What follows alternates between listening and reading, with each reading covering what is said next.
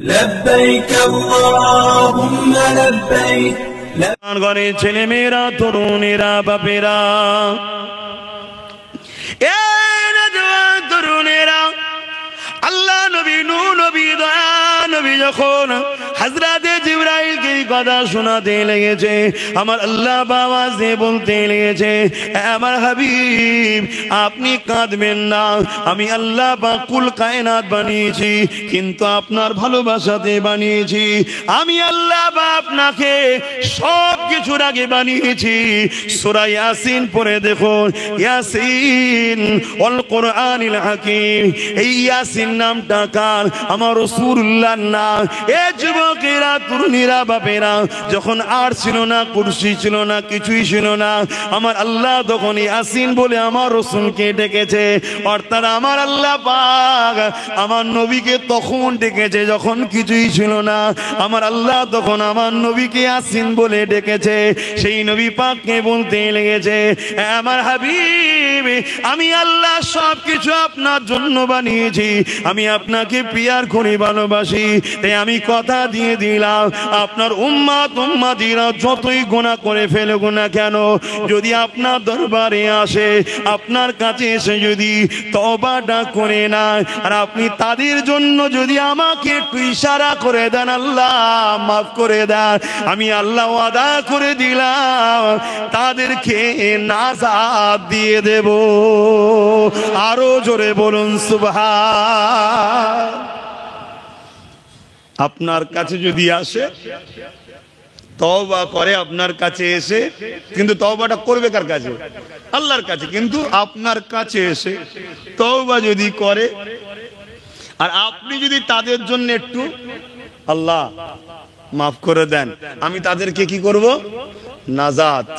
এখন প্রশ্ন আমারও তো দিলে জাগতে পারে, অনেক নবী পাক সাল্লাল্লাহু আলাইহি ওয়াসাল্লাম দুনিয়া থেকে পর্দা নিয়েছে, আখিরাতের রাস্তায় রওনা দিয়েছে।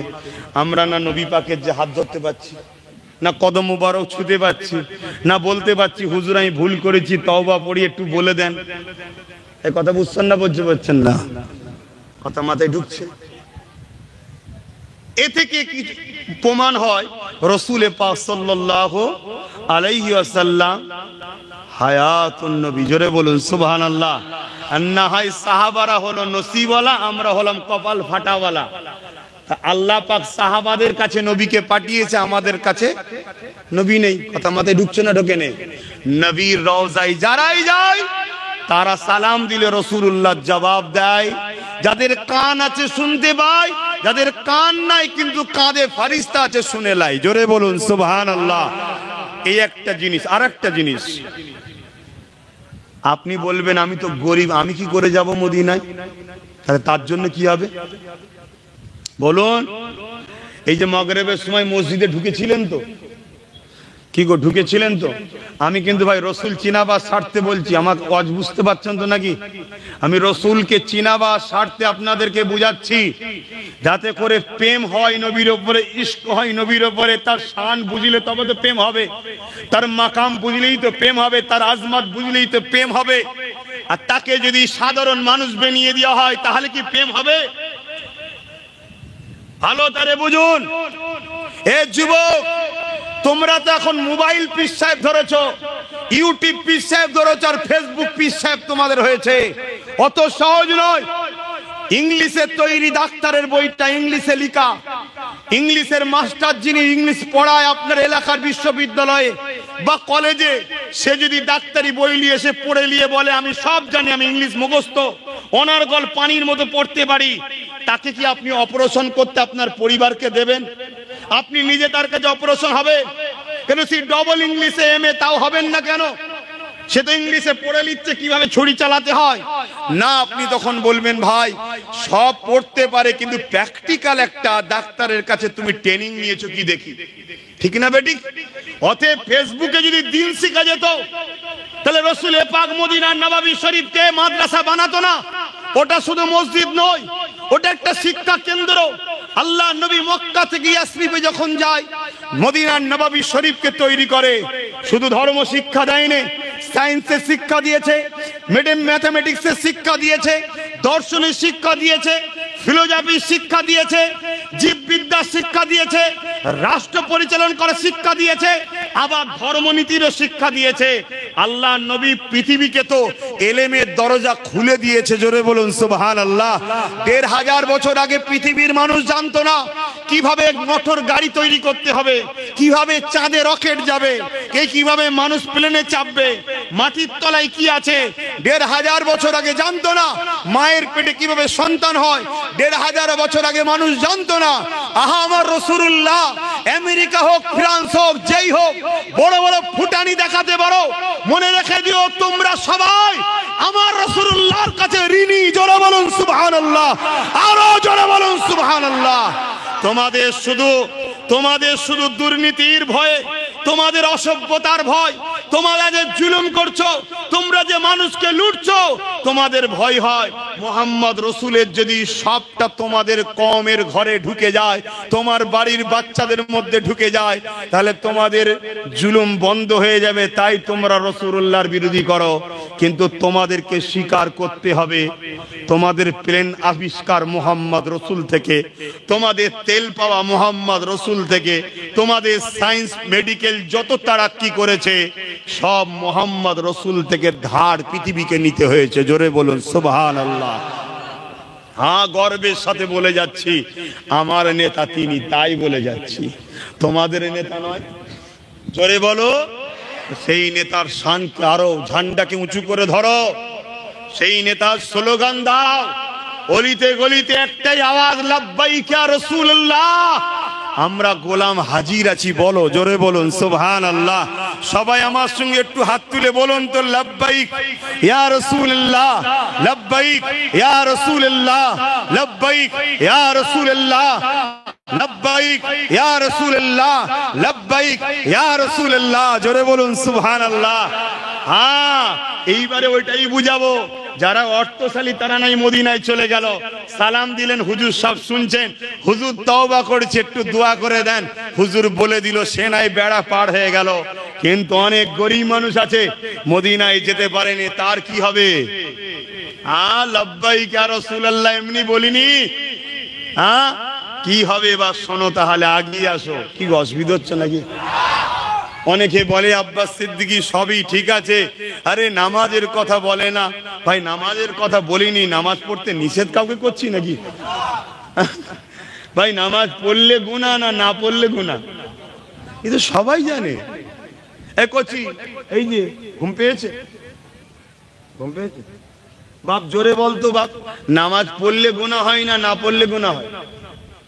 বল বল, লজ্জা করছিস? আচ্ছা তুমি বলো। ওইটুকু বাচ্চাও জানে না পড়লে গুনাহ হয়, তো এই জনগুলো জানে না? ইচ্ছা করে যদি বদমাইশি করে, তা আমি একে নামাজ খাওয়াবো কি করে? হ্যাঁ, আর এদের নামাজ কাজার পিছনে দোষ কাদের? বললেই তোমার আব্বাস সিদ্দিকী খারাপ। এদের নামাজ কাজার পিছনে দোষ হচ্ছে এদের আব্বা জানের আর দাদু জানের। যদি বলেন কেন রে বাবা, কি দোষ করলাম? হ্যাঁ, তোমাদের মসজিদে বাচ্চা পাওয়া যায়, এই তো নামাজ পড়লাম সিংজোর মসজিদে, একটা বাচ্চা নেই, একটা বাচ্চা দেখতে পেলাম না মসজিদে। তাহলে কি করে আগামী প্রজন্ম নামাজি হবে? দুপুর বেলায় না স্কুলে ছিল, আসরের বেলায় নেই, আসতে পারে না, ঘরের পাশে মসজিদ, পাড়ায় 10টা 20টা করে মসজিদ হয়ে গেছে গুতোগুতির ঠেলায়। সে যা হচ্ছে আর ফতোয়া দিচ্ছি না আমি, বাপ যা পাচ্ছে না সব দ্বীপে যাচ্ছি না। ছেলেটাকে হাত ধরে মসজিদে নিয়ে যান না কেন বলেন? এই যে ছেলে বাচ্চাটা বসে আছে, কি হয় আপনার? নাতি, আপনি দাদু, তাই তো?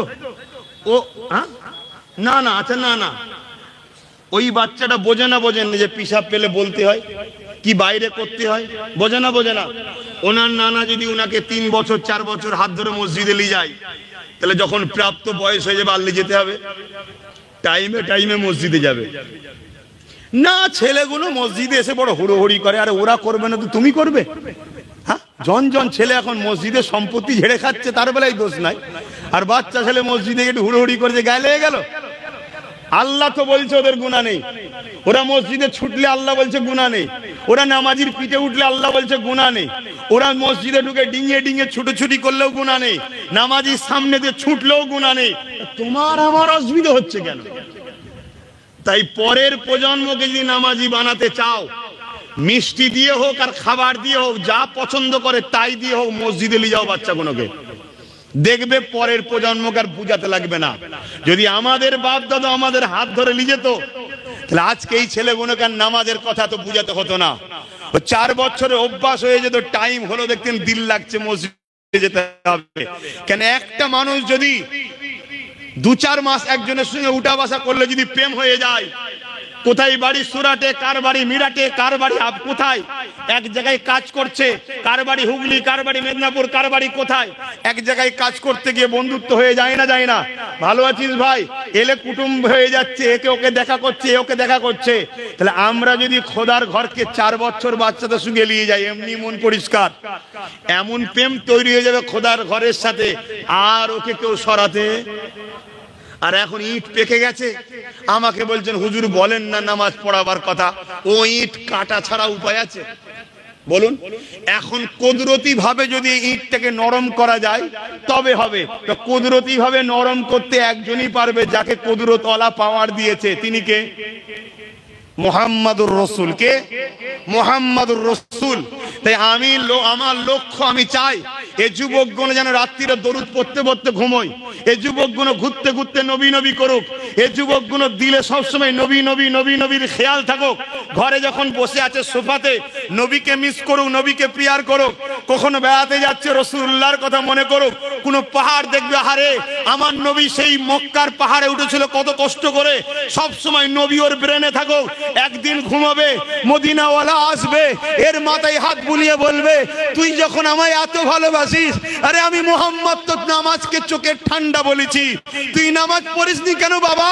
ওই দিন দেখবেন এর কঠোর দিল নরম হয়ে যাবে, অটোমেটিক নামাজি হয়ে যাবে। জোরে বলুন সুবহানাল্লাহ, আরো জোরে বলুন সুবহানাল্লাহ। এই জন্য আমি এদেরকে রসুল চিনাচ্ছি, এরা নবীটা কমসে কম পেয়ে যাক। কি গো বুঝছেন আমার বাপ জানেরা? তাই যেখানেই যাই নবী নবী নবী নবী একটু করি, নবী নবীর কথা বলি। বাপ মার উপরে দায়িত্ব, বাচ্চাকে 8 বছর বয়স থেকে নামাজের প্রশিক্ষণ দিতে হবে, এটা বাপ মার দায়িত্ব, এটা হুজুরের দায়িত্ব নয়। হুজুরের দায়িত্ব নামাজ পড়েও যেন কবুল হচ্ছে না সেই কাজগুলো ফলো করতে হবে, যে নামাজ পড়ার পরে যেন কবুল হয়। এতিমের ঝেড়ে নামাজ পড়লে হবে? কথা বলছে না তো।